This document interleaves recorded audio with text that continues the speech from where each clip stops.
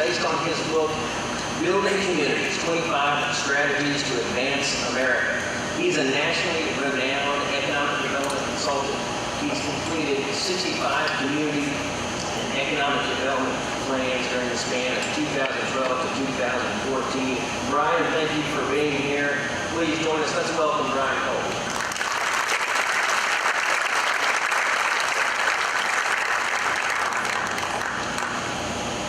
Well, thank you, Secretary Austin, and good morning. What a beautiful day to be in Tahlequah. Just take a moment and just look out the window. We've got blue sky, we've got sunshine moving through, and this morning I did one of two things that I love doing, which is driving through a rural downtown, and right now I'm doing everything I love to do, which is to talk about community and economic development, why some communities succeed, why some fail, and what to do about it. Now, you may not recognize me, and I can tell you I'm not recognizing myself right now because I don't sound like myself. I thought about 6 weeks ago when I was coming down with this stuff, this cold, great, I'll be fine by Tahlequah. And I was. And then about 4 days ago, I came down with the same thing again. And today is the day where you really have to face voice going. So, if you need an extra guy on the radio, I'm going to be over there. So, I see I'm sharing my water with the Secretary of State, but, sir, I want you to know I didn't drink it before you did, so you'll be fine. And I highly recommend the Cool Touch Kleenex. You can use these all day and your face does not turn red. So, I've got water, I've got Kleenex, and I've got a clicker. Let's see if the clicker works. Oh boy, we're in good shape. All right. So, this is going to be a little bit different, but I think it's going to be fun. I've done this about 3 times before this particular presentation. I'm always nervous about it because one of the secrets of being a successful community has nothing to do with what you can see. It has to do with how we interact with one another. I guess I can only point to Congress in our political discourse as an example of how people shouldn't be coordinating with one another. And I suspect that's just the opposite of how the communities of the NORA region have been successful. Rhonda's a good friend of mine. I've known Rhonda for 3 years. She's an amazing woman, and I really appreciate my friendship with her and the chance to be here. So, my name is Brian Cole. My company is Building Communities, and my passion in life basically is understanding how communities work. So I'm going to start with a little story. It was August 1985, and it was 5:05 p.m. on a sunny, warm day. And I was doing what I always did at 5:05 p.m. on August of 1985. I was going from my father's construction company to the golf course as quickly as I could. I knew that sunset was at 8:37. I was a golf addict, and if I played efficiently, I could get 18 holes in, competing 2 golf balls, the Titleist and the Top Flight. Somehow the Top Flight always won, and I was headed to the golf course basically to satisfy that golf addiction. And I was heading down the road, and I had the AM radio on, and there was a public service announcement. And the public service announcement was not unusual. You've all heard it before, other than the names have changed. But it said that Tulsa, Washington City Council is meeting tonight, 7 p.m., public invited. I'm driving down the road, and I'm actually paying attention to that. Still thinking about golf, and something came over me. And I don't know if it was my continued frustration that I could never get the fairway off the tee, or whether there was something kind of deeper inside of me. Something deep inside of me that says, hey kid, there's something else in this world that might interest you. I had no idea what I was doing. I had my undergraduate degree from OSU, Oregon State, yeah, football team's not so hot. Racist. So I was going down the road, and I decided to bring the car around. And I figured, well, I've never been to a city. You know where they would go, so I'll just go to the center of Tulsa,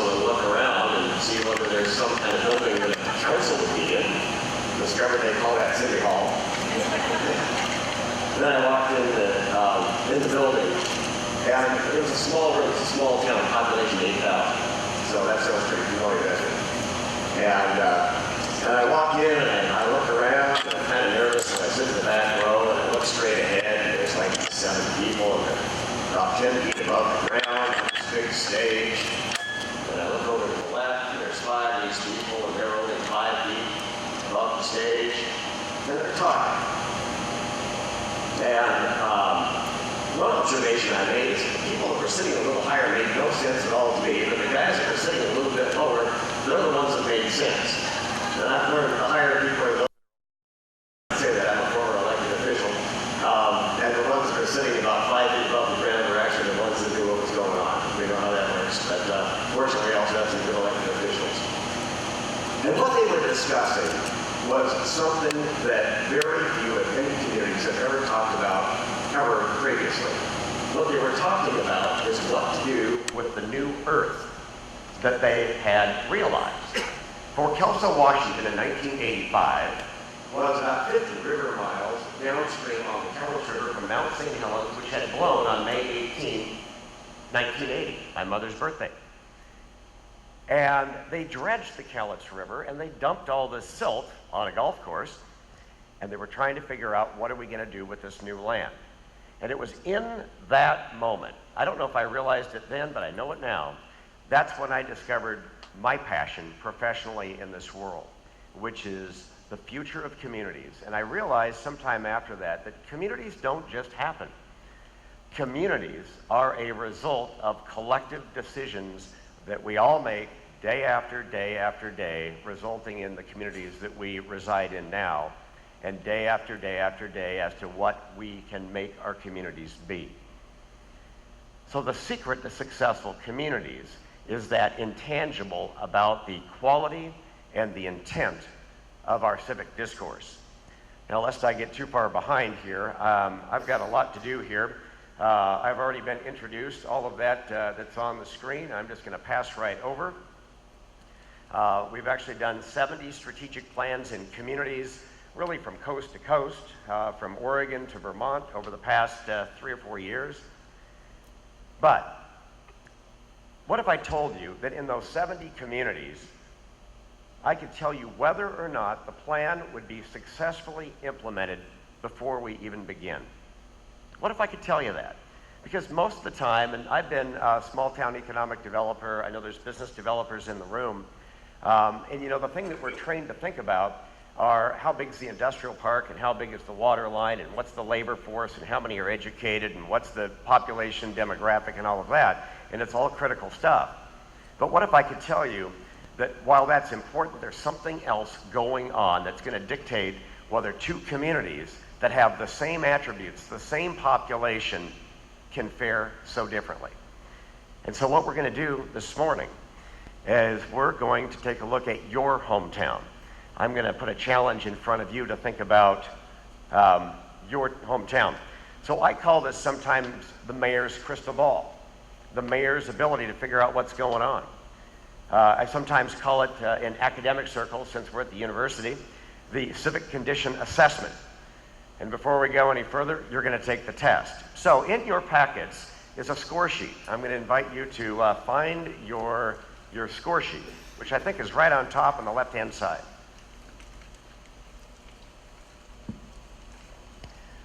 If you can't find it, it looks like something that's on the screen right now.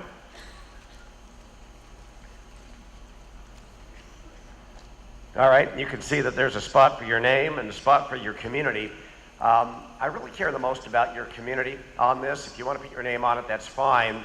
I am going to collect these, so I want to make sure that that you leave these score sheets behind. They're really mine. You're filling them out for my use. At the end of this presentation, I'm going to show you a way where you can find out your own results and compare them to everybody else. But I'm going to ask you 20 questions, and you're going to pick an answer, A, B, C, D, or E, and then at the end, you're going to figure out your crystal ball. You get to be the mayor. You get to figure out the future success of your community based upon this. Now, one other thing that's going on here is that there is a clicker on your table. Some of you have 1, some of you have 2, and these 3 ladies here, when I was passing them out, they said, we all want a clicker, so they've all got a clicker. I wasn't going to argue with them.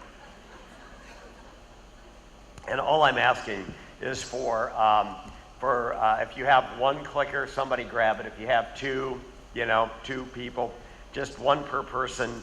And if you're from different communities at your table, make sure that you have different communities represented. And for some of you, there's 8 of you at the table, and there's only one clicker, and then you can arm wrestle at this point. I'll give you 5 minutes on that, and we'll go. All right. Okay, so what we're doing here is, first of all, raise your hand if you have ever used these clickers or electronic response cards ever before in your life. So, not many. Okay. If this crowd were in their 20s, they'd say, yeah, this is how I get through college these days. It's a very efficient way to get information. So I'm going to explain how to use the clickers. If you look at the clicker, you're going to see numbers and letters on that, and we're only focused on the letters right now. I'm going to ask you 20 questions, and I want you, if you're the one that's kind of out-wrestled your table mates there for the clicker, to click A, B, C, or D, depending on whatever answer fits you the best. If you are, you clicked B and all of a sudden D sounds better, just go ahead and click D. The last vote basically is the only one that counts. So, and that's what the candidates are saying that are at 5% and less in the polls right now. It's the last vote's the only one that counts. So here goes. I'm going to ask you 20 questions. They're on the screen. I'm going to read them as well. Hope my voice holds out here. And these are questions that get at what I'm talking about, the quality and the intent of what we talk about the civic discourse. I want you to pick the answer that fits the best for you. In many cases, you're going to say none of them really fit, and I'm going to say just pick the one that fits the best. Don't overthink this, and try to vote fairly quickly because we got to move this along. So, at the top right-hand part of the screen, if you have really good eyes, you're going to see something that's light green. That means that you can start voting. If it's red, that means that your vote isn't counting yet. We have to have a green light up there. You might see that. But it's green right now. So here goes. Local public hearings in your community are primarily conducted to A, have a discussion about the issue. B, meet the legal requirements for decision making. C, set the basis for addressing an issue or in advancing a project. Or D, consider how the matter relates to the community. And what I can do is, if you have really good eyesight, you can see the number of responses, which is just left of the green spot there. I can see we're up to 30 already. There's a total of 57 votes. I'm not going to wait for everybody to vote, but once we're over about 40, 45 votes, I'm going to go. And what I want to tell you, what you're seeing on the screen, frankly, is for entertainment value. What you're doing for yourself with the score sheets is where it counts. So if you're sitting there saying, hey, I got gypped because I didn't get a clicker, it's just for entertainment value. It's just to kind of see maybe where the region is. All right, let's see if this works. Okay, so what you're seeing on the screen is that almost all of the 57 people voted, and this is an interesting result to me because it's pretty even. I don't think we're going to see this very often. So the biggest response is B. The reason why we hold public hearings is to meet the legal requirements for decision making. I'm going to keep moving along, but the idea here is not for you to look at it and go, gee, I got the wrong answer. The right answer was B. No, I consider all of you experts. That's what we do at Building Communities, is we believe that the people that know the most about the possibilities of their community are the people that live there. And so you're the expert. So just because maybe you said D and you feel like you're in the minority doesn't mean you're wrong. It's probably right. Okay, here we go. Number 2, the top leaders of the community can best be described as A, nice people. B, powerful people. C, effective people. D, thoughtful people. And I'm hearing somebody clamoring for none of the above.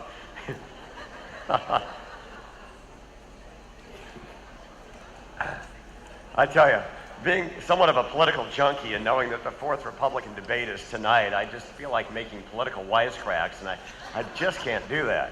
I've studied the political dynamic of Oklahoma, and I've got to be careful. Lots of people talking. I love it. Okay, so look at that. Wow. Hey. So this is very impressive to me. Effective people, kind of off the charts. Now, I'll acknowledge that if I had a university expert in polling, they'd say, well, gee, you're asking the most effective people in Northeast Oklahoma whether or not they're effective or not. So, duh. All right. I'm going to trust that you're being humble also. Here we go. Number 3, the hired staff of the community in key development positions, maybe city managers, development personnel, port executives, etc., are hired and employed by their respective governing bodies because they are A, affable, pleasant, B, submissive and loyal, C, effective and connected, D, intelligent, studious.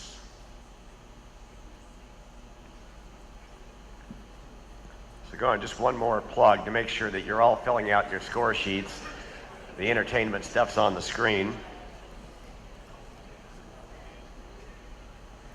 All right, effective and connected. Excellent. Moving on. Number 4, the general public, there we go. The general public describes its leadership as A, part of the family, B, good old boys, C, professional leaders, D, intellectuals.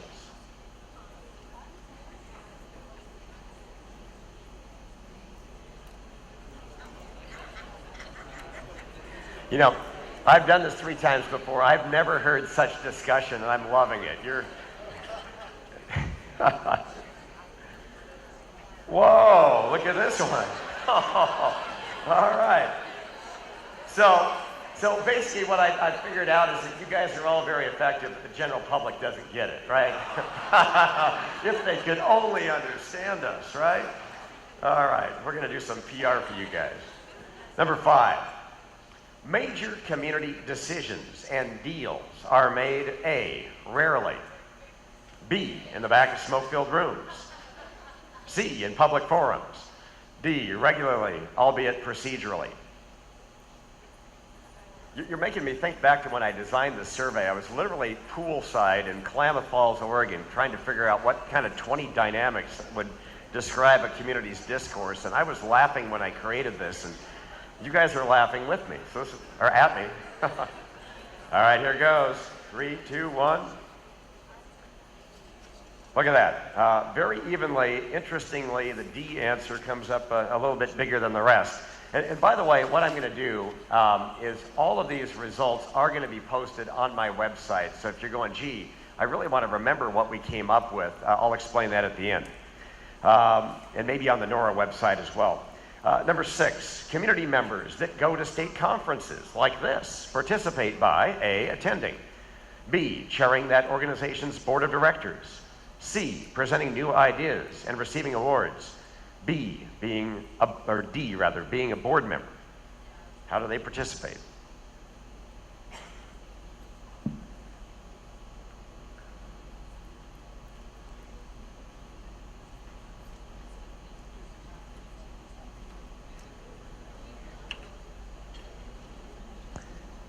Okay, so I pressed the polling closed and the bars didn't come up, which is my worst nightmare. But the good news is I've got it in the computer, so now you have to go to the website, I guess. And maybe if I click again, it'll show them. No, it didn't. I hope that doesn't happen again. Okay, 7. I think I had a problem with question 6 earlier today. All right, number 7. Projects in the community are A, rarely advanced, B, debated, C, completed, D, built with the long term in mind.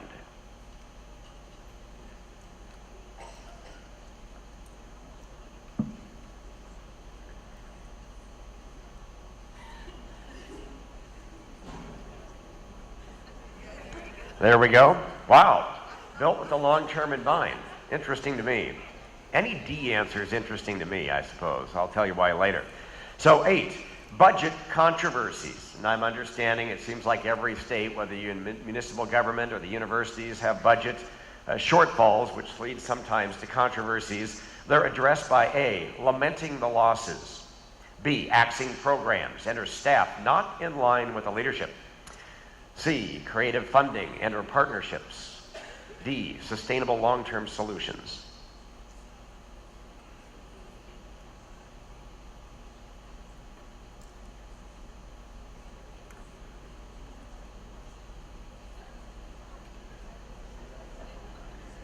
All right, we've got B is the leading answer, axing programs. 9, I'm going to kind of move this along a little bit. Newspaper editorials focus on A, honoring people and milestones, B, failures and foibles, C, effort and achievement, D, procedures and purpose. What do the newspaper editorials focus on most of the time around here?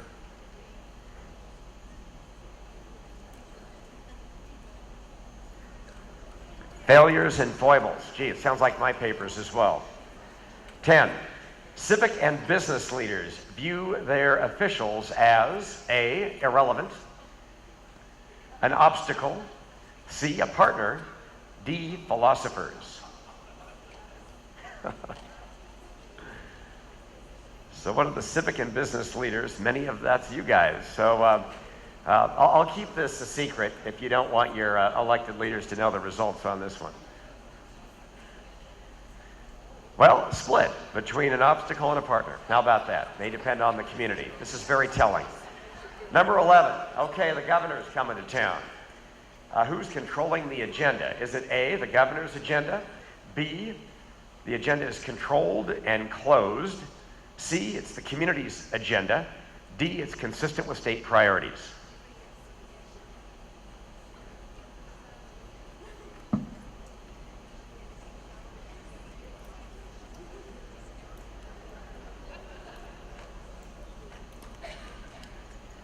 The governor comes to town, typically it's his agenda. 12. Excuse me. Didn't do my homework. Number 12, the most popular section in the local newspaper is A, sports, living, and obituaries. B, public notices in the police blotter. C, metro, regional, local. D, front page and editorial.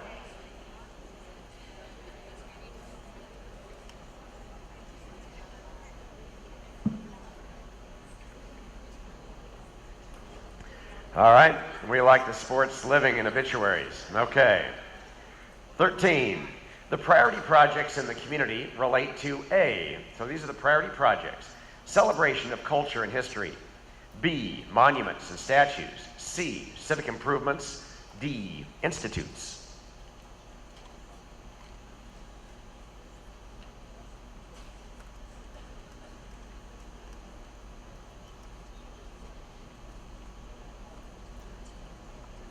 Okay, so kind of a split between civic improvements and celebration of culture and history. All right, we've got 7 more questions. The donors wall at the local civic facility, which many of you have probably been a part of projects that created that, is A, dotted with many small contributors, or B, headed by recognizing the mayor and key officials. C, lengthy, presents contributions by funding categories, and D, creatively presented. I'm sure many of you are saying, hey, I can pick a couple of those, but I'll challenge you again, just pick your favorite of the 4.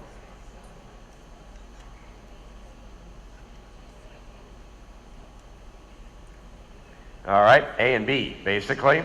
Small contributors and headed by the mayor and key officials. Okay, you're now arriving 5 minutes early to the city council meeting. What do you see?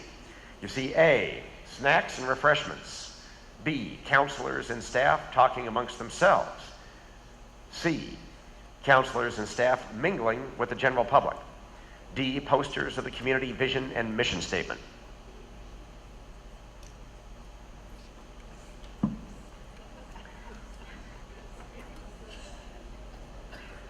Some good voting going on. Everybody's voting here, and mainly counselors and staff talking amongst themselves. 16. The entrance sign welcoming you to the community is A, adorned with fresh flowers. B, stately and structured. C, accompanied by signs of civic organizations. D, proclaiming the local mission statement.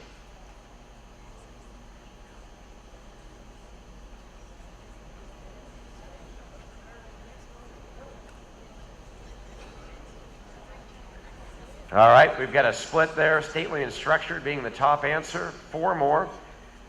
Over the past 20 years, the mayor is known as. And for some of you, you may have had the same mayor for 20 years, and others, you throw out a mayor every 3 months or something, like my hometown tends to with city managers.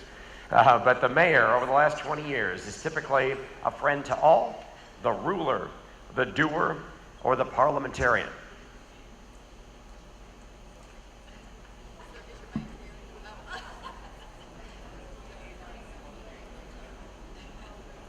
Top answer, amongst a pretty good split there, is the mayor is your friend.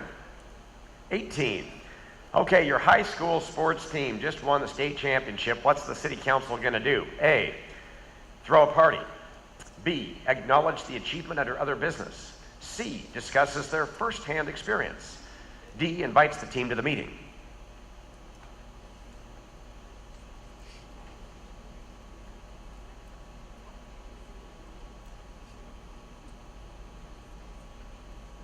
And other business. 2 more.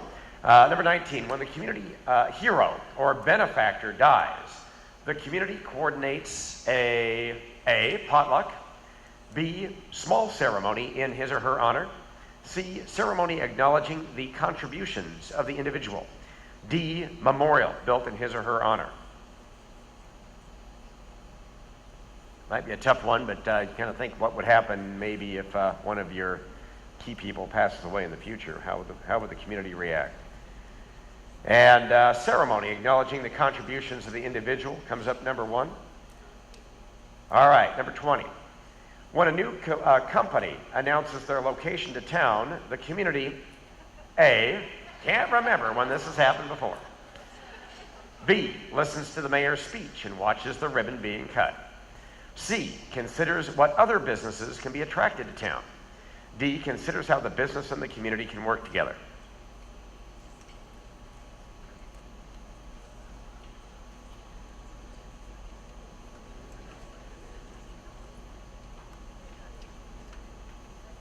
Wow, that's as even as it can get there, basically. Okay, so what I want to have you do is that you've all completed your score sheet. I want you to add up your columns. How many A's, how many B's, how many C's, how many D's? Just put that down on the bottom. Hopefully your numbers total 20 if you add up those 4 numbers.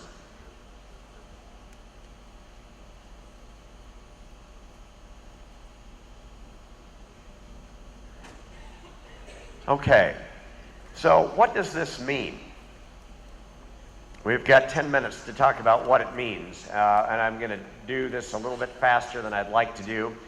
This gets a little bit academic, but I think you're going to find a lot to this, so I'm going to zip through this. Normally I would do this in about 10 or 15 minutes. I'm going to do it in 5. What I'm going to do is to invite you to just Google Building Communities. That's our website. There's a tab on the top of it. I'm going to be able to post the results, so I'm going to have you leave your score sheets on the table, leave your clickers on the table when we take a break, and we'll collect it and tally it up, and then probably by tomorrow or tonight, we're going to put a summary so you can kind of see where you fit. It's also very interesting if we have, say, for example, 5 of you from Tahlequah or 10 from Oklahoma City, how you kind of compare maybe to how other people evaluated your own community. So you'll find that there. Okay. I call it the 4 stages of civic condition.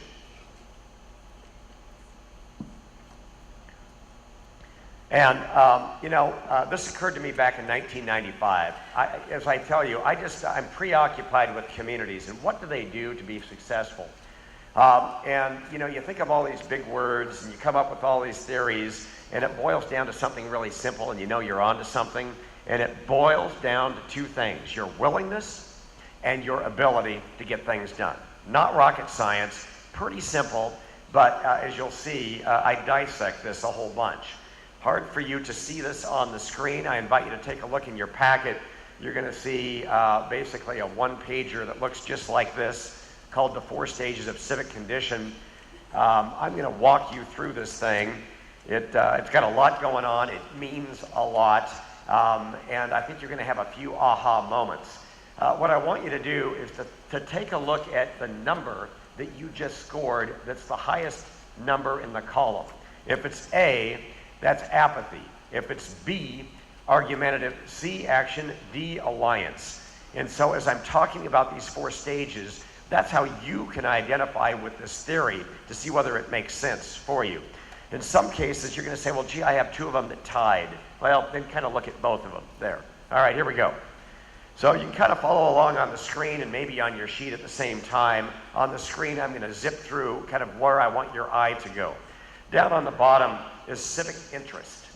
Civic interest is the ability of a community to think as a community, okay? It's not just a bunch of individuals. We are Tahlequah. We think that way, or maybe not. And so civic interest is the ability to think beyond just yourself and your family, to think as a community.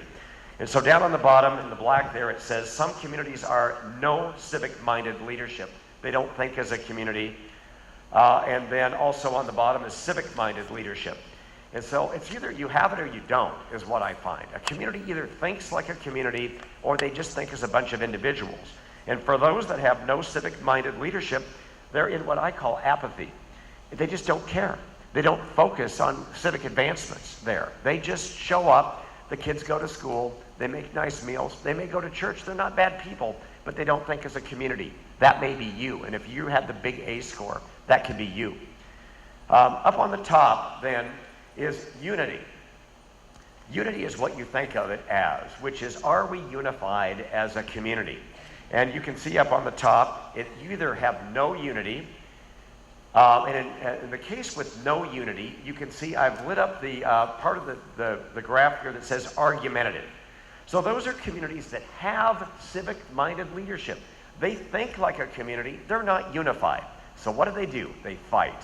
And so if you had a big B score, you're in a fighting community. That's tough. You bring a guy like me in and try to create a great vision and a plan, and the underlying discourse is argumentative, good luck.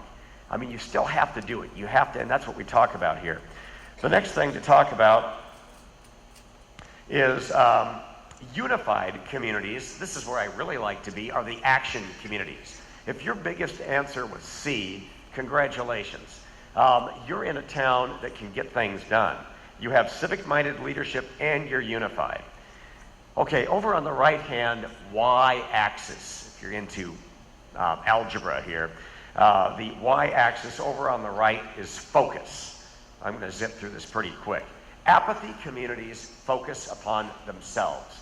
That's all they've got. Argumentative communities focus on their position.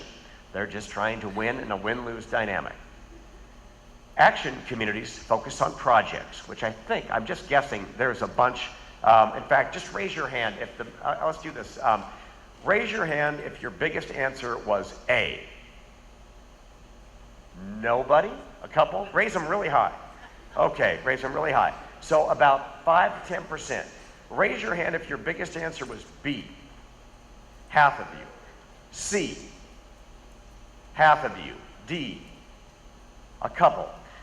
D is a very rare answer. Okay, so basically we're B's and C's and there aren't A's, which is pretty amazing there. Okay. And then finally, the few of you that raised your hand for D, the alliance community, they don't just focus on projects, they focus on community. All right, got 5 minutes left here. So I'm going to zip through this left-hand y-axis. Ought to be really important to you because I think we've got a lot of worker bees in the room. We have leaders and we have worker bees, and that requires professional capability. Apathy communities leave their workers idle. Gosh, I wish I could get something done, but nobody cares. I just sit there. Not many of you there. Quite a few are in argumentative communities, and you feel impeded. It's like, gosh, I could just do my job if these people would get out of my way. Right? Yeah.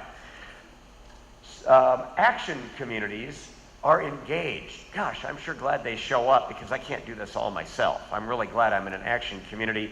And alliance communities are optimized. Everybody's really working for the good of the whole there. And then finally, I didn't say it earlier, but I believe, we had a big thing here about a year ago about the 1%, and the 1% was the super rich. The 1% in our world has nothing to do with the super rich. The 1% in our world has to do with us because we are the 1% when it comes to community development.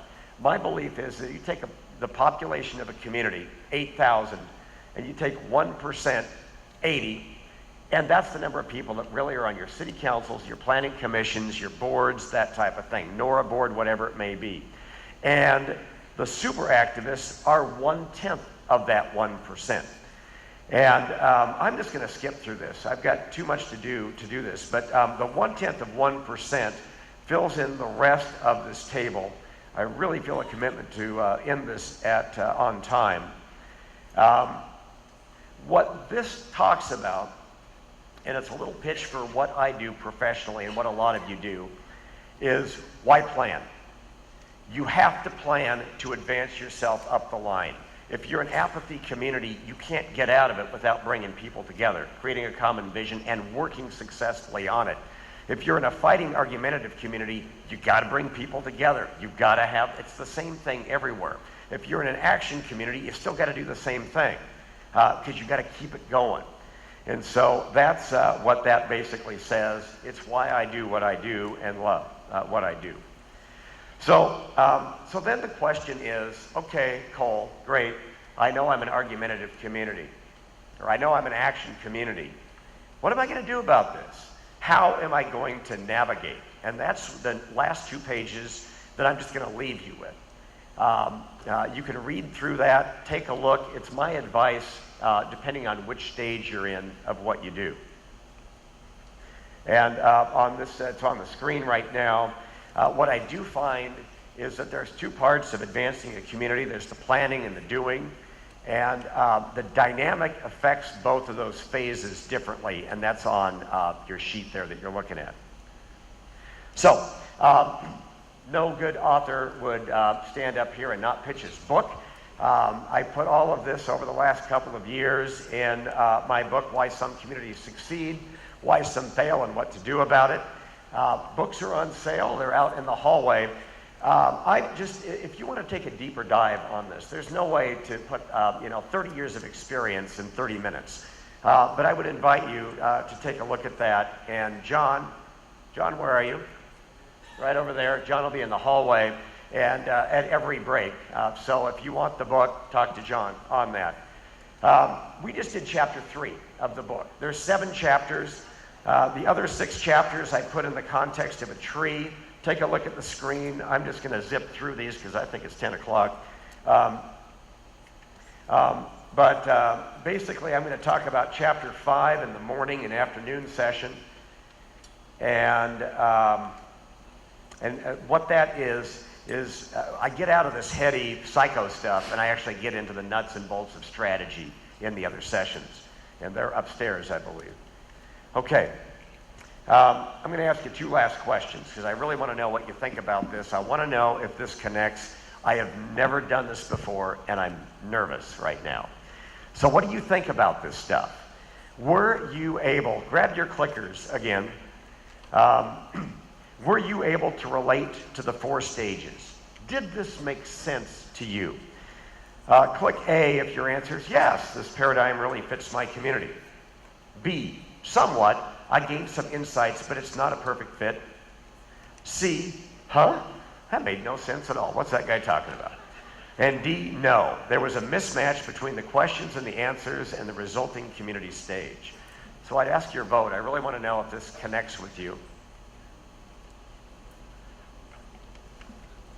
All right. Oh, phew. Okay, wow. No C's and no D's. Excellent. Thank you very much. That means a lot to me to know this actually resonates and I'm not just some goofy guy with a microphone. Okay. And the last question I've got for you is, do you think this new understanding, and I know you've only been thinking this way for about 20 or 30 minutes, will help you serve your community? A, yes. I have a new understanding and a possible application that is helpful, which, by the way, the application is kind of in the 2 pages there that you didn't get a chance to read.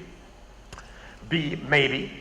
There may be some elements of this that will prove useful. C, I don't get how I can use it. Or D, no. It just doesn't work for my community.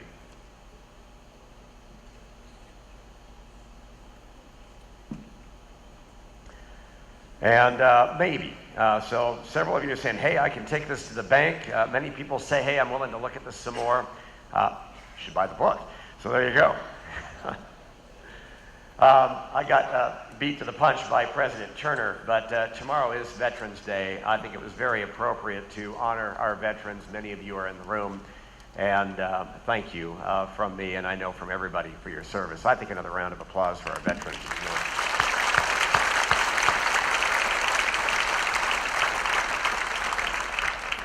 And that's it.